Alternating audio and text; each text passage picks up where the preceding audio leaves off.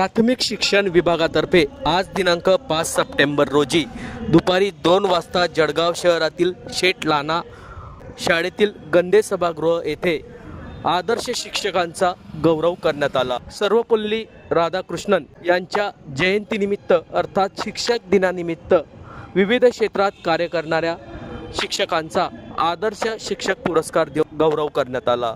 या कार्यक्रमाप्रसंगी ग्रामविकास मंत्री गिरीश महाजन, जिल्हाधिकारी आयुष प्रसाद, जिल्हा परिषदेचे मुख्य कार्यकारी अधिकारी श्री अंकित, खासदार स्मिता वाघ, आमदार लता सोनवणे यांची यावेळी उपस्थिती होती। विविध क्षेत्रात यशस्वी कार्य करणाऱ्या शिक्षकांचा या प्रसंगी मंत्री गिरीश महाजन यांच्या हस्ते गौरव करण्यात आला। आज सर्वपल्ली राधाकृष्णन यांचा जन्मदिवस आणि आपण 5 सप्टेंबर हा आपण शिक्षक दिन म्हणून बनवतो।